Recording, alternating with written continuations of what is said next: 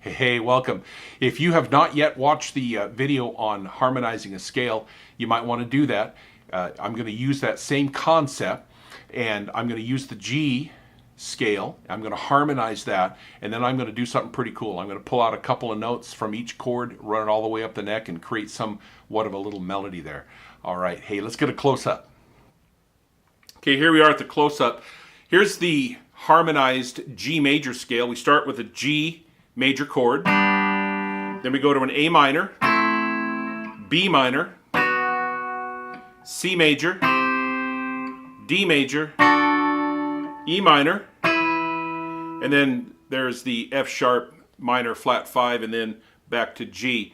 Now for this lesson here, I'm just going to go from the G up to the E minor. Okay, so here's what I'm going to do. Instead of playing the entire chord, okay, in fact, I'll just give you this shape. Here's the entire chord. Instead of playing this entire chord, when you're playing with other musicians, it's good to just find your place musically and not try to overpower everyone else. So here's what I'm going to do.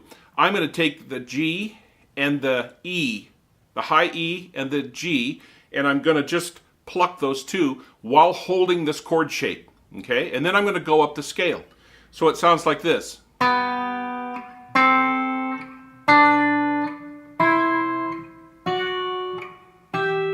Okay, so what I've done is I've taken just these two notes. Now, instead of doing this whole shape, I'm just going to show you this shape. So here's what I played.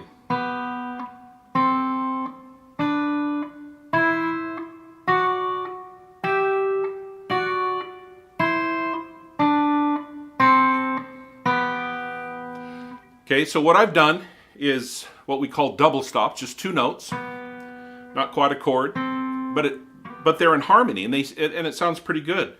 So now what I can do with this is that I can figure out some melodic lines to play.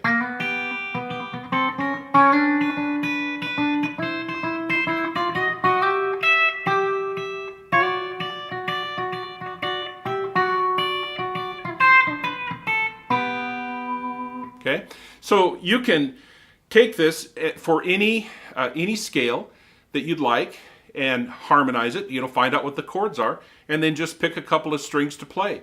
For example, let's do the G and the D. So these two strings.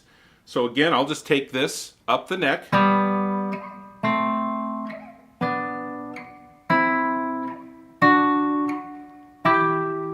Okay, now if I remove the rest of my fingers here, it looks like this.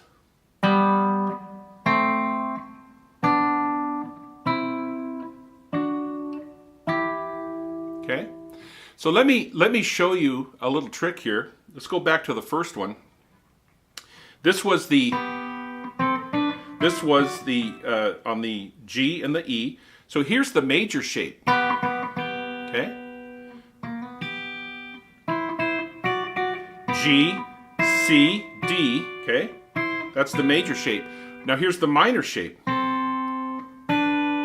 Okay?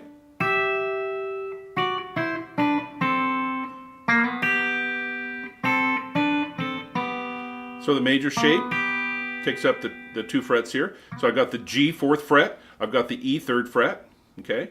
Now when I go to the minor position here for A, I'm just going to take my second finger, move it up 1 fret, and then I'm going to use my third finger just for ease of movement. And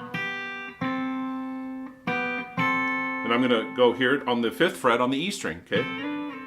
Now when I change, I'm going to do the same thing but in reverse. Okay?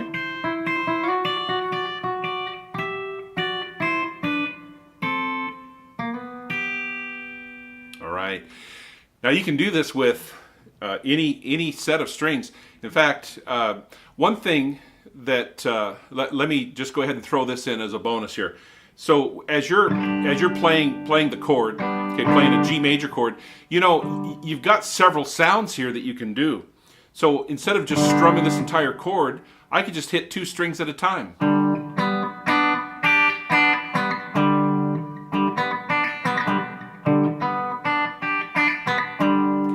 So you could do little things like,